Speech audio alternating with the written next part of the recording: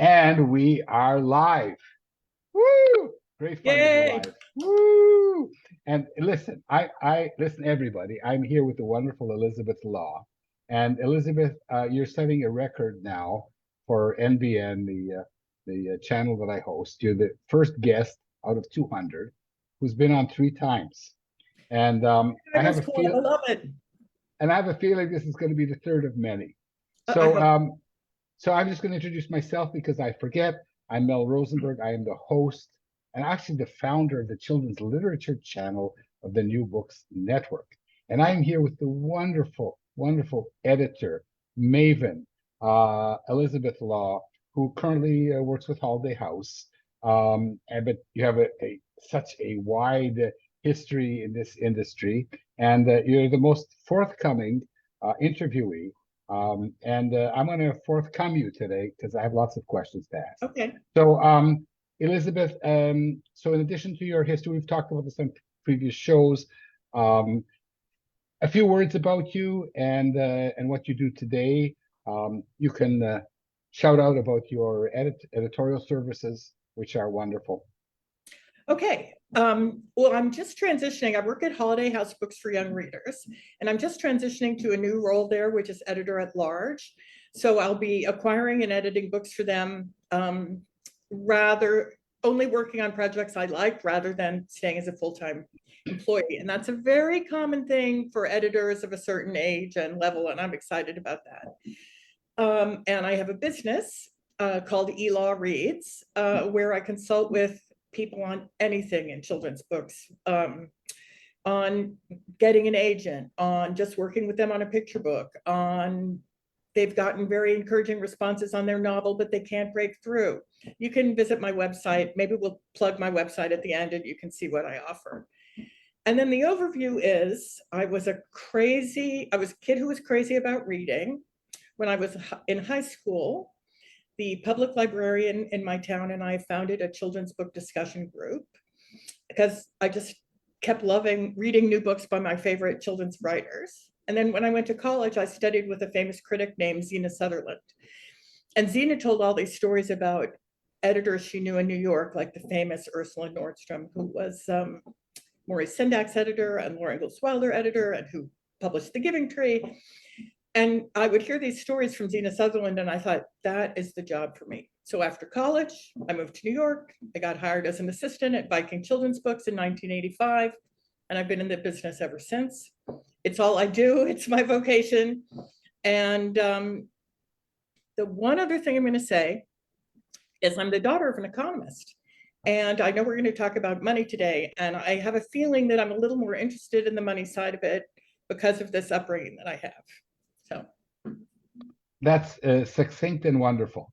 So I'll tell you why I was so excited to have you on the show. I heard a presentation you gave for SCBWI where you crunched numbers, and this was the first time I ever saw exactly the P&L of a publishing house and how it works. And I don't want you to go into the exact numbers today, but we do want to talk about something that I usually don't talk about. And Elizabeth, you know me. I look at children's books as a religion. For me, it's like going to synagogue. It's more important than going to synagogue. But it is a business, and you're going to tell us about the business of picture books, and then I'm going to give you the business and ask you all the questions I have. So how does it work?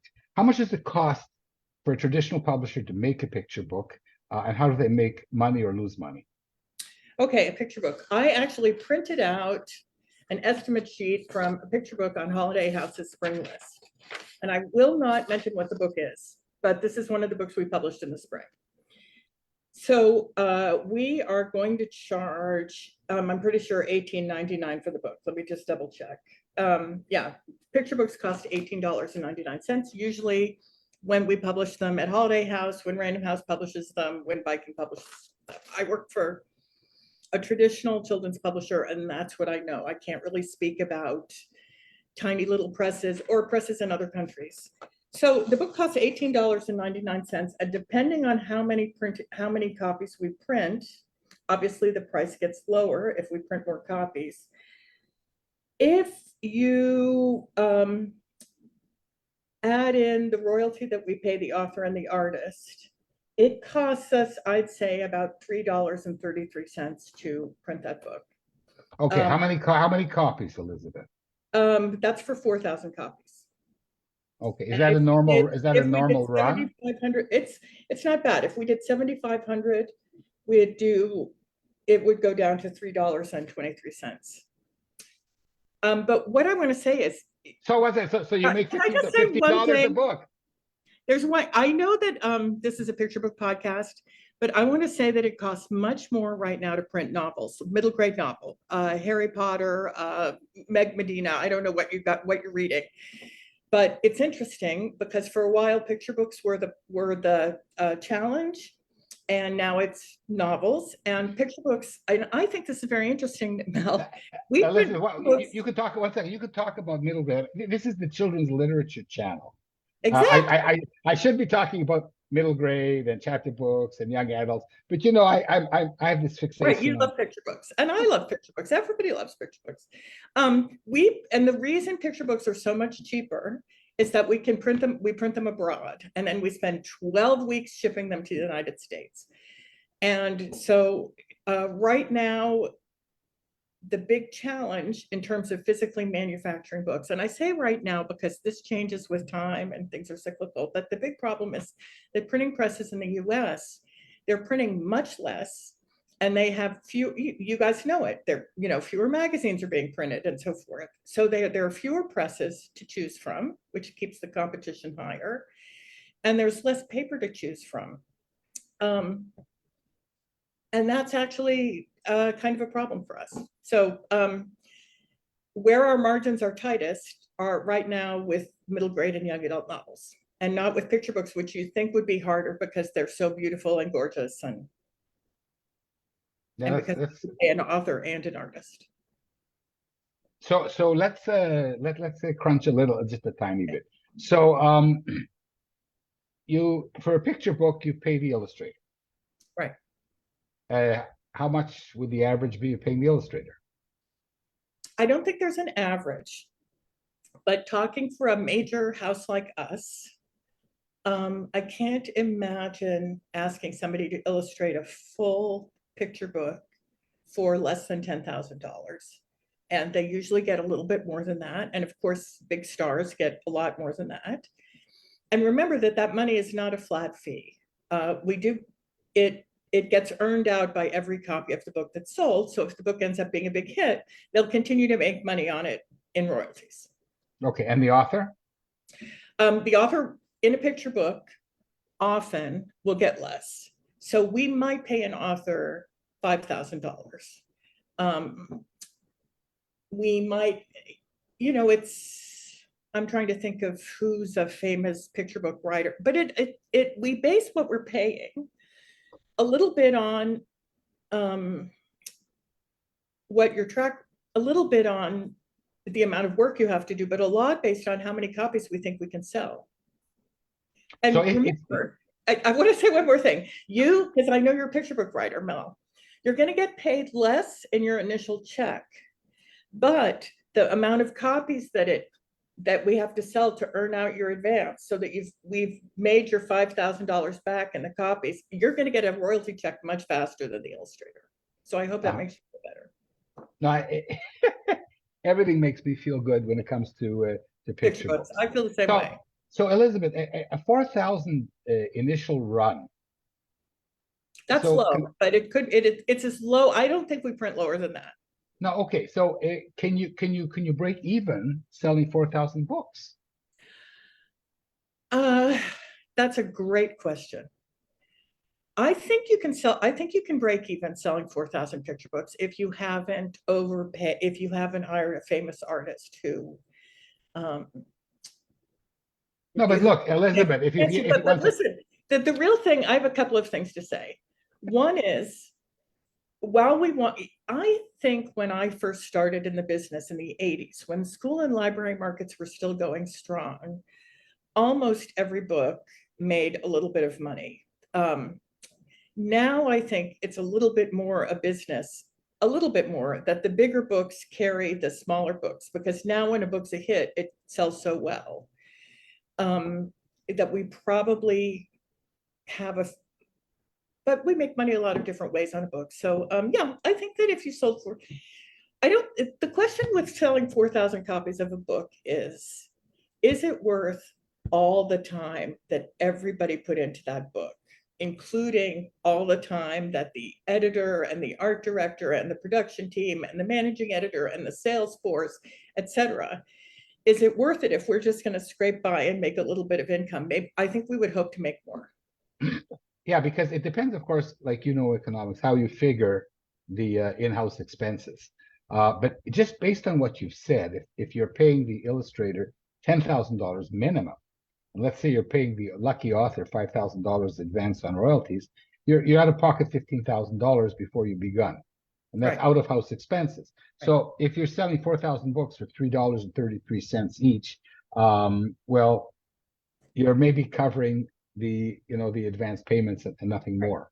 You're not covering any other out of house expenses, nor your in-house expenses, which include your salary. Well, the money that we're actually getting in on the book. So the book is being charged is it's $18.99, right? And we sell the book at a 48% discount. That's what we sell to Barnes and Noble and Amazon and all your wonderful independent bookstores. So we're actually getting $9.87 per book. And then Okay. we're paying $1.89 for the royalties to the two of you, and we're paying $3.33 to print the book, and so forth. I Okay. know So one person out there can follow this, and everybody else is like, stop talking about math. Yeah. no, so the $3.33 is printing the book. Right. So basically, if you print 4,000 copies, you have a It's chance. printing the book and paying royalty. It's printing the book. Let me just think for a Yeah. second. It's printing the book and paying the royalty. Okay, well, so while you're thinking, I'm going to talk without thinking.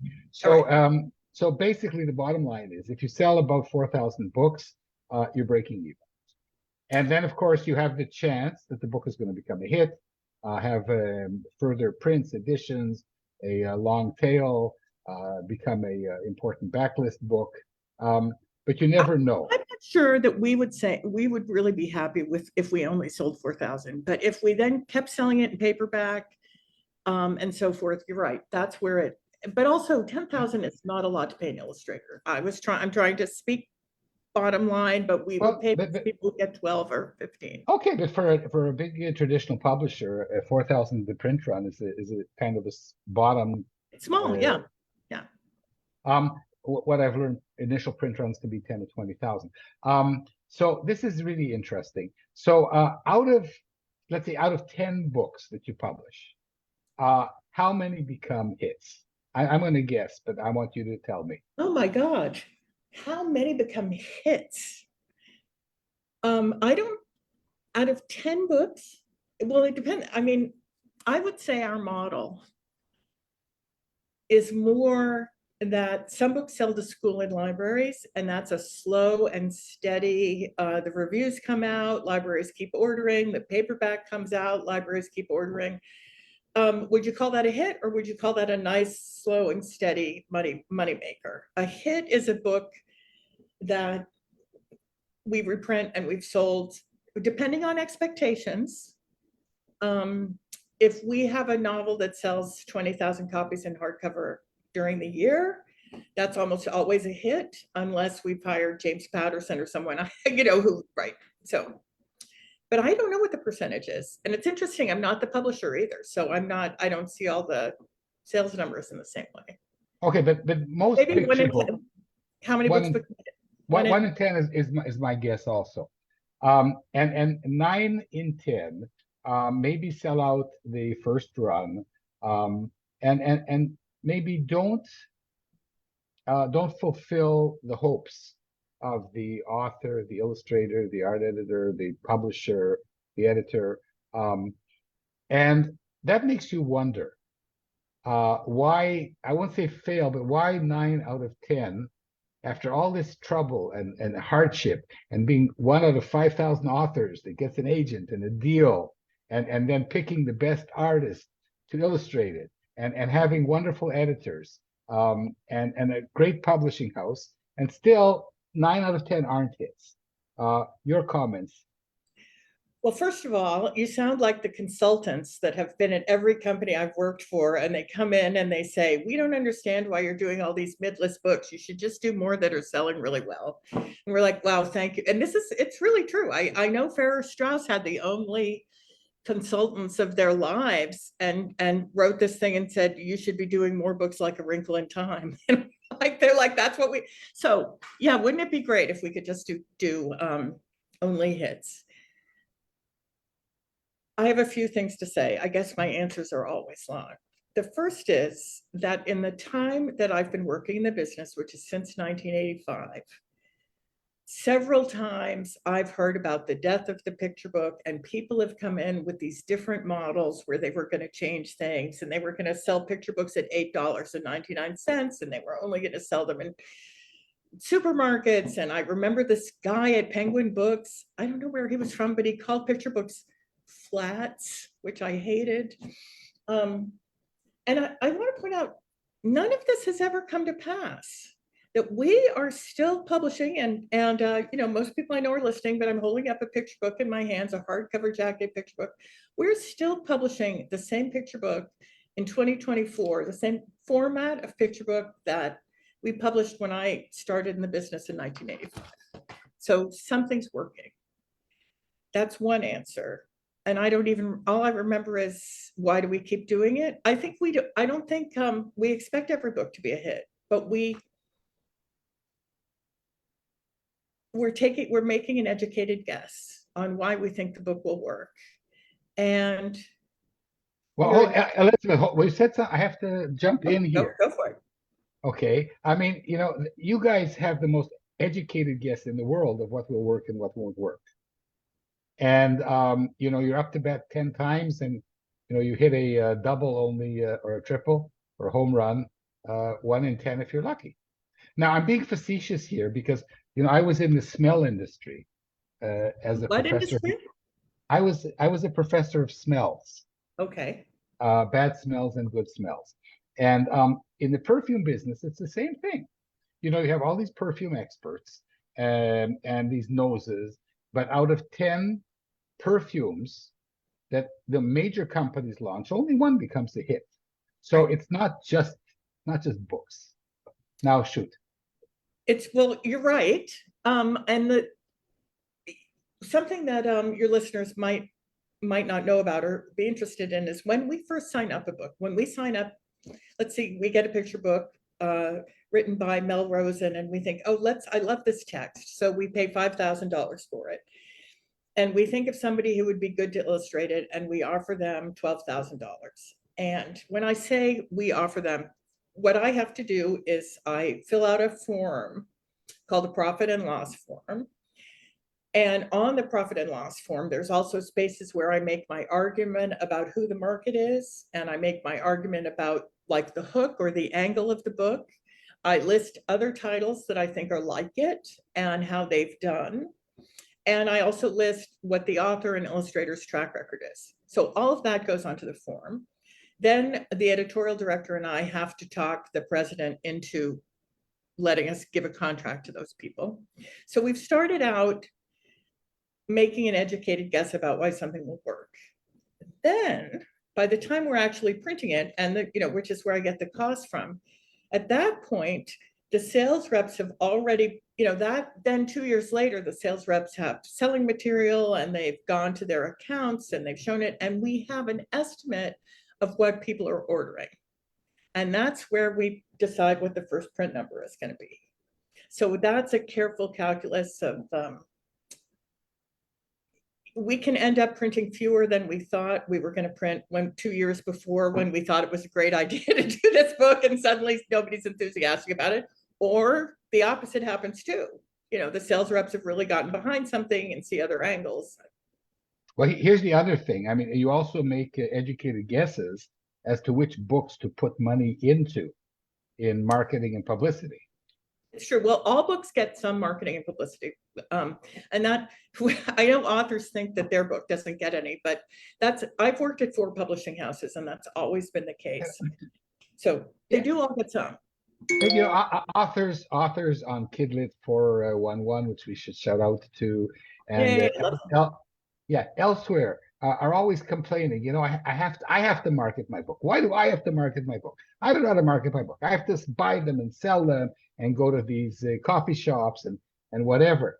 That doesn't seem to me to be a really good way to sell a book, is asking these people who prefer to write rather than to, be extrovert. Yeah, and we do look at that. We do look at, is there an author or artist who has such a platform that they will help us with some of the work of getting it out there. But I agree. Listen, I've said this, I've been quoted as saying this. If a hermit covered in oozing sores who lived in a closet wrote a really good novel for children, we could sell that and he would never have to do anything. If the book is that good and that readable, we can build word of mouth, we can get it around there. And I think books, I don't know why I'm thinking of this book, but like When the Crayons Quit, or the Vashti Harrison that won the Caldecott this year, books like that, some parents love them, and then they get them for every kid. Dragons Love Tacos is a great idea. So then they give it at every baby shower, and then so books, take on their momentum when they become a hit. But if a book, actually, I don't know if you know, Mel, but Llama Llama Red Pajama. But I was at Viking when that book got signed up and we loved it. And we just thought it was a good book. And we couldn't even put the money in to have a display made for it back in the days when you'd see floor displays in bookstores, because there was a bigger book at the company that season. And they're like, no, we're putting our display money in the book behind the illustrator who has a famous track record. But the book found an audience because it was so good. So I believe that good books get found. And yet it's also very good for you guys to be out there tooting your own horn. And you're right, I wish we had more money for publicity all the time. Sorry, okay. That's a real tangent. Okay, but now we're going to segue to the more philosophical question. Okay. If I were to ask you, as an editor with all your experience, from 0 to 100, how much does the business kick in when you look at a manuscript? In the business, I mean, is this saleable? Is there a hook? Are people interested in this genre? Or is this a really fantastic manuscript? Like from 0 to 100. I know this is a lousy question. No, it's a great question. I think it's a great question. So I thought, before I got my first job, I thought that I would just be reading great books, reading great manuscripts all the time. And they're rarer than you think. So when you see something really exciting, it's very easy to immediately share it with a couple of people. What we do, the editors at Holiday House, if we see something we like, we almost immediately give it to a couple of our friends, and we get it on the agenda for the next editorial meeting where we all talk about it. We all read it in advance and talk about it. And that's, if we all love something, we can figure out how to sell it. If there's that much enthusiasm, then we know other people are going to have that experience. The harder one is when you're a little more on the fence. Like, it has a good reason. Picture books are like this a lot, in fact, because often there's picture books that teach, they're about things kids are studying in school, or they're about important messages. We're doing a lot of books that deal with kids who have anxiety right now, because of course that's a big issue. And that's where we do often think, boy, I love it. Is it different enough? How are we going to position this in the market so that we can sell more than 4,000 copies, so that we can sell 6 or 8? But I will tell you, I've never really loved a book and lost it. I mean, I've loved a book and another publisher has paid more money for it, but I've never loved a book with my heart that I couldn't get acquired. That's incredible. I think other editors would say the same thing. Here's another question. Do you think that from 0 to 100, I like this. You gave me a compliment, so we're going to use this again. Very often, I think that your first book as an author has to be really not outstanding, but more than outstanding because you're nobody in the field. But then when you're not a nobody anymore, can you get away with less? Like you see like authors who have a great first book and then slowly Oh my they're God, that's a sad question. No, I remember when I was, again, it must have been like 1986, hearing that one of the adult best-selling authors, editor had left, and the quality of manuscripts had really gone downhill because the editor did so much work. And every once in a while, there's a writer where we think they never quite duplicate their first hit because maybe they just have one great story inside them. But God, no, nobody who would be in our low-paying, torturous business because they think they can just churn it out and not try. I can't even imagine. Well, go into another line of work. Besides, don't you want kids to like love your books more and more and not be disappointed and so forth? But I'm just asking the question. I don't know the you've answer. touched on something that it's. I don't think the author gets worse. I think authors learn and get better. And I also think in a long career, you don't know which books are going to end up being the ones, as you said about Sense. You don't know what's going to strike a chord with readers. I had lunch with Lois Lowry, who wrote The Giver, and she told me she had no idea that that was going to be her book. That she wrote. She wrote every day, and she had lots of books before they came out. But what worries me, what I think is hard, is if somebody has too much. I think this is a bigger problem in the adult business, but if somebody back in, let's say around 2010 or so, when young adult books were really popular, or there was a big hardcover young adult section in Barnes and Noble and all this stuff, and there would be a lot of auctions for hot new properties, and we would spend a lot of money, and you'd get a 2-book deal with an author, and they'd write a really good book and a good second book, but we would have paid $80,000 or $100,000 or something for each book, and we would have not come anywhere near making that amount of money back. And that puts a lot of pressure on that writer's career.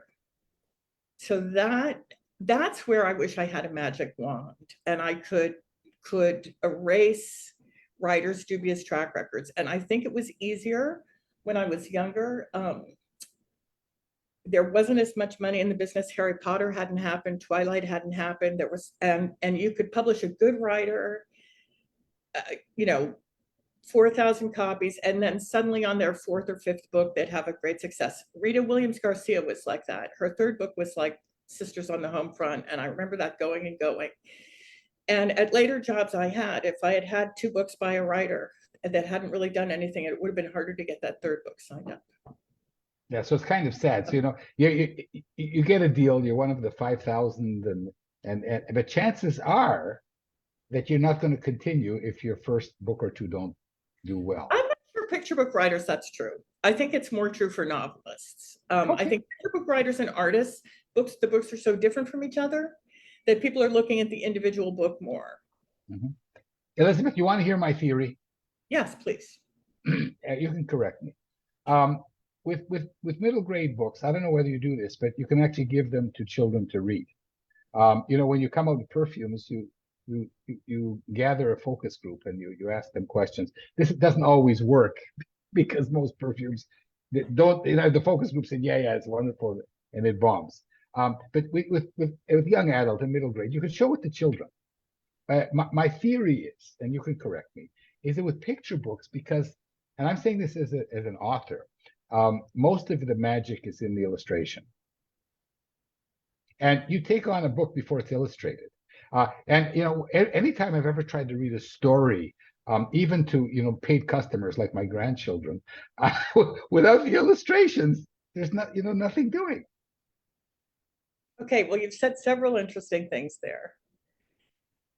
First, before setting aside the focus group question for 1 second, I believe about picture books that it's the art. If you're in a bookstore, it's the art that's going to catch your eye and draw you in. but it's the story working that's going to have you read the book over and over again. If the story is the frame of the house, it's got to be good. I'm not so I've never seen middle grade novels that were test marketed where we got anything out of it. And Why not? I don't know. I used to work for a company called Egmont, and Egmont had an imprint in England called Two Heads, and everything was run by focus groups of kids. And they would ask, do you like this cover or this cover? Should there be a monster here or should there be a toilet here? All this kind of stuff. The kids voted on everything, and the books never worked. So I didn't say focus groups work. But what I did say is, like, you're buying a framework. I'm not disagreeing with you. I'm just saying that you're buying a framework that you cannot show the finished house because and this brings me to my next question, which I call the big trap. People like me. Originally, I went to bookstores because I love picture books. Now look at the picture books, right? And most of them don't appear to be great books. And you say to yourself, oh, I can, what is it? You take a pencil and a piece of paper, and I can write a better book. And of course, this is, you should excuse me, my French, merde. This draws people like me into writing substandard self-published books without understanding that you really have to take this journey, which for most of the authors I interview, published authors, is between 8 to 12 years. It's a lot. Is there a question in there? Yeah, no, the question is coming, Elizabeth. Oh, okay. When you, not me, okay, when you walk into a bookstore, which I'm sure you do in Manhattan, and you look at all the picture books that are coming out, your competitors, are you blown away by the offerings or not? Oh, I'm blown away. And it's the same thing when I go to a conference where books are on display. I think, oh my God, there's so much competition. These books are so great. I'm so proud of what I did, but we're in a sea of things, of excellent things, trying to get attention. That's what happens to me. I think we're in an incredible time for picture books. You're such a kind person. You don't look at the books and say, "Oh, I could have edited this better." Well, what's the matter here? Ask me that. I do occasionally think I could have edited. That's true. I do occasionally think but what you're talking about happens to me all the time, which is that authors say to me, and clients in my private business say to me all the time, I don't understand it. I see the stuff that's out there in the bookstore and I can do better than that. That I hear all the time. Yeah. And I also say to picture book writers, so if there are any out there, when you become published, none of your friends are going to understand the amount of work that went into writing that book. They will never know unless they're in the business. It's deceptively simple, right? Well, I was rejected about 300 times over 8 years before I was lucky. The pixie dust sprinkled on me in February. Well, you persisted. You kept going and you learned your craft. But the trick is, what I'm trying to share is that you have to look in the mirror and say, I'm not that good. The moment that I did that, I could go on a journey, right, this 8-year journey of trying to be better and better. But the problem I think with picture books is this little thing here, which makes you think that you can just. Mel's holding up a pencil if you're listening to the podcast. That's yeah, right. You should be an interviewer. Yeah, I'm holding up a pencil, a small one, and saying, oh, this is the magic wand that I just have to sit down and write something my children have loved, while I told them. But we talked about this the last time you interviewed me, but I think you can self-publish something that you wrote and give it to your children, and that's not so bad. With print on demand, you're no longer have to print 4,000 copies that you keep in your garage. So, but if you want to learn to be a published author who's going to contribute something that might stand the test of time, you're going to have to work. Yeah, no, I'm not against self-publishing. It's just that I don't see self-published books that are really, really good. And I do see published books that are really, really spectacular. Well, Um, you're absolutely right. I've never seen a great self-published picture book. so Elizabeth, looking back, looking forward, I have now a short question and then a longer question. AI, the skeleton in the Oh, closet. I know, it's an oy vey question. Um, the the skeleton in the closet. What do you predict regarding AI? well, I am okay. I would describe myself as an ignorant schmoo. I am not a prognosticator about the future.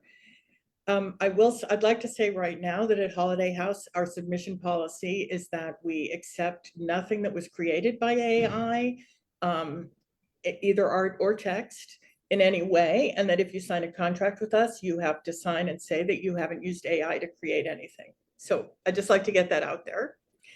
And I was working with a private client on a picture book. And I was working with her that the plot got resolved in the middle of the book, and so that didn't work. And I was talking about a couple of words that I thought were too old. And then I said, and then the sentence that you end the first paragraph with is a big problem. It wraps up the whole story, and it introduces two things that never get brought up again. And she goes, oh, well, that's the sentence that AI wrote.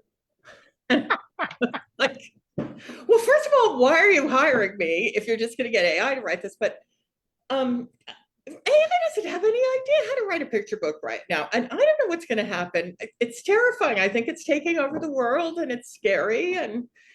But is it ever going to be as great as somebody as one of the really great picture book writers? I don't see how it can be. But maybe I'm an idiot and I just, I'm not futurist enough. But I'll tell you right now, you're not going to get it published in our industry if you use AI. Because Okay, other publishers have the same policy we do. that's fair enough. But let's go to illustration for a minute, Okay. of which I'm a schmoo. But about, I don't know, 25 years ago when Photoshop came out and also illustrators said, "Oh, this is the end of illustration. You Oh, can right. have like." So there were Luddites back then, and most illustrators will now use a certain kind of AI to assist them with illustrations. Your comments? I'm not sure what you mean about them using a certain kind of AI. Well, I mean, Adobe Photoshop and all these others, they are a kind of artificial intelligence.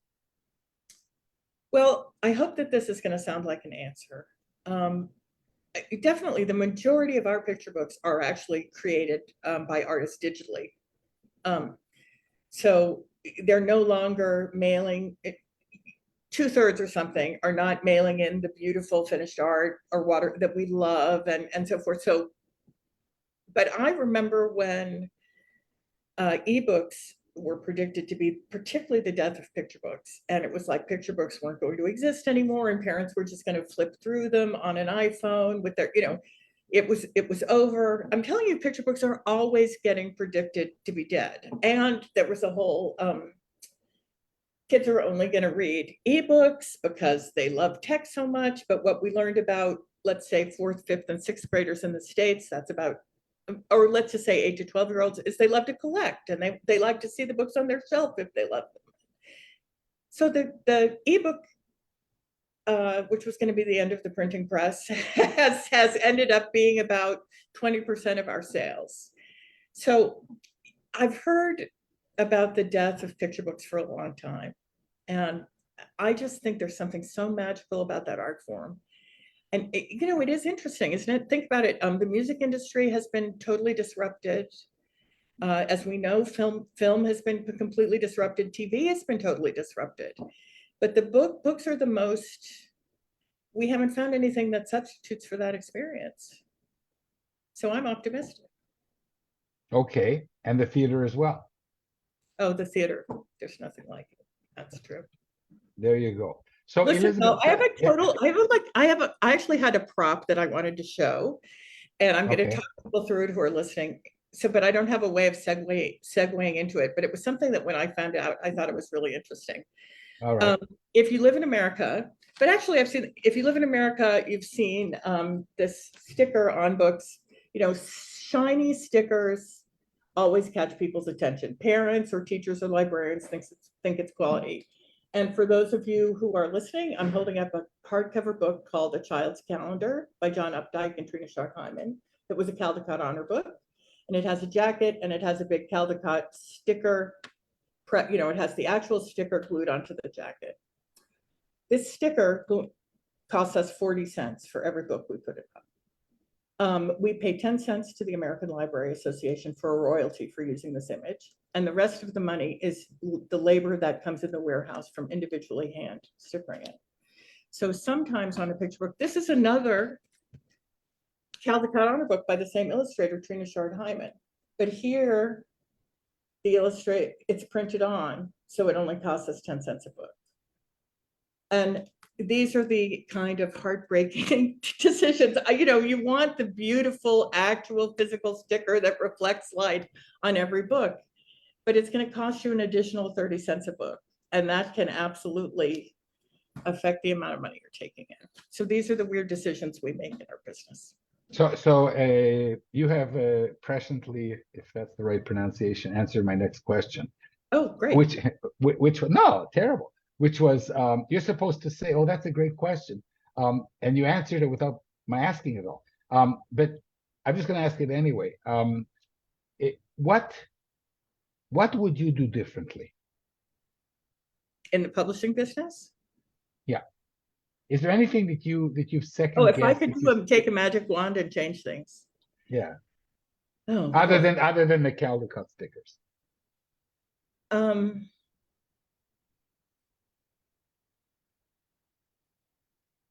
It's very interesting because one of the things that I think is challenging for us is that books can be returned.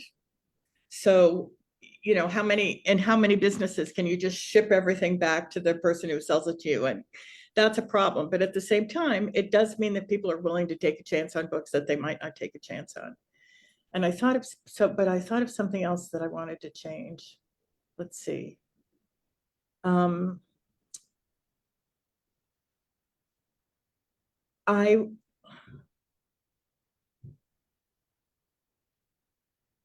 You're going to think these answers are so boring. I would increase library funding everywhere. I would, because I think libraries are so, you know, I go into the New York Public Library all the time, but libraries offer so much public service and they're so needed in communities. And of course, there's a lot of great people working right now, like Gigi Morales, who a library almost saved her life and certainly taught her English when she was a recent immigrant from Mexico. I'd increase library budgets. One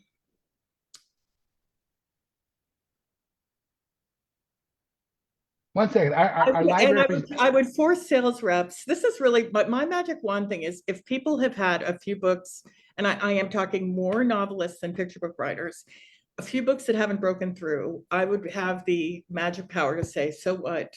You have to read this one. You still have to pay and buy this one because this person is going to be good. I can tell they're going to be good. Give them some more real estate. Fantastic. So are libraries and librarians friends or foes of traditional publishing industry? Oh, they're friends. They're our best friends. So we don't do enough for them. We don't. Well, we don't. But we don't. But with what money are we supposed to be doing more for? I mean, where the American Library Association's annual meeting is in 2 more weeks, and we're throwing a party. And well, I'll give you an example. The 1 out of 10 hit books. I'll just give you an example. Throw it here. You have your book that you publish 4,000 copies, and it becomes a huge bestseller, and it goes to 16 printings and of 40,000 each. And you could, I don't know whether donate is the right word, but for the books to become hits, you could donate thousands of books to libraries, or you know. Well, we do donate books. I think you're saying we should give back more, we should do more giving back to libraries. I don't know. I'm not. I'm at the other end. But the people in publishing, if they love libraries so much, then maybe they should be more proactive in protecting, sustaining, and developing them. Well, it's interesting because we're all working on a campaign right now to keep New York public libraries open longer. They're cutting back their hours, of course, because it's constantly a fight. And also, I had several librarians on the show. Louise Leroux from New York, you might know her. If not, I'll introduce you. And libraries are wonderful. And I have a feeling that that librarians know a lot more about children's books than most of us do, because they are, they're on the front line. That's right. And Amy Huskin is joining me, and she's the librarian with 30 years experience. We're going to have a contest, but I'm not going to talk about that now. So yes, but this is about you. So Elizabeth, is there anything I haven't asked you? In which case we can leave it for our next interview, because I hope there will be a fourth. Did you have a fun time? I had a fun time. I thought of something else that I think is neat. I was very interested in the business of publishing when I first got into it. And the Newbery and Caldecott medal are still, and now the prints as well, but mostly the Newbery and Caldecott are still so important in terms of book sales that printers hold space in the end of January because they know the announcements are going to come out and that they're going to have big reprints. And I think that's kind of cool. I love it that even though, of course, like with every award, there are ones that I love and ones I should have won. I just love that there's something that people get excited enough about in our industry, because there's nothing as great as children's books. That's I'll die on that hill.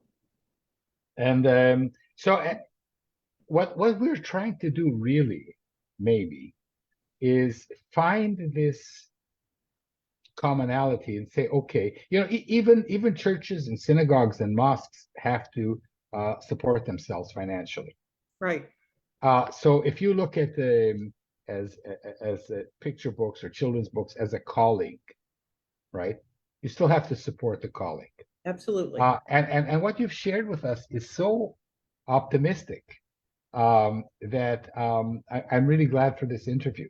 That on the one hand, it is a business, but what grabs you first of all is your heart, and not your hand or your head. And that's incredible from such an important editor as yourself.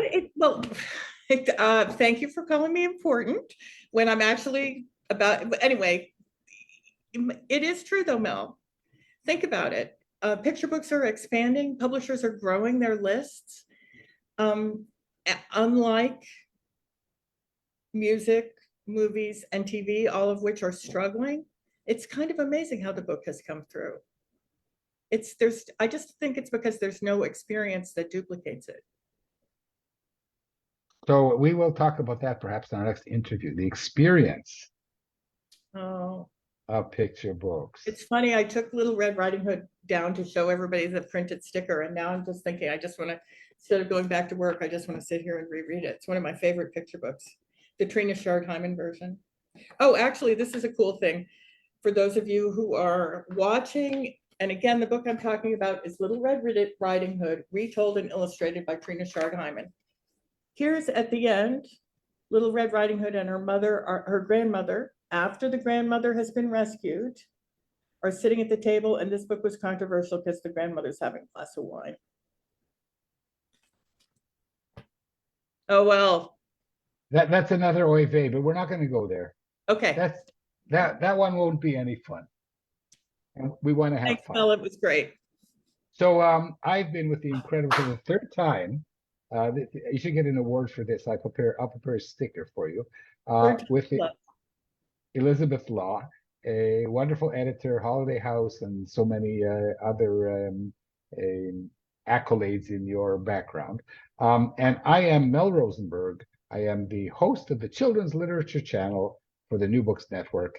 and it's been wonderful. So Elizabeth, we're going to My go out.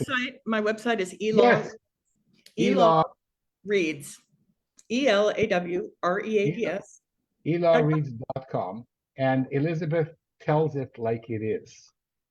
True. She will help you, but she will warn you that the chances are slim, and you have Also, to. you don't want to hire me and pay me a lot of money and not learn the truth about what you need to make stronger. Exactly. So there's a lot of work involved. Yeah. So Elizabeth, this has been great. We're going to go and come back and share some secrets that we're not going to tell you guys. But Elizabeth, thank you very much. I learned so much, and actually, you've buoyed us with optimism during these difficult days. So Well, thank you so much. Wars will come and go, but picture books will always be here. Thank you, Mel. Bye. Thank you, Elizabeth. Bye.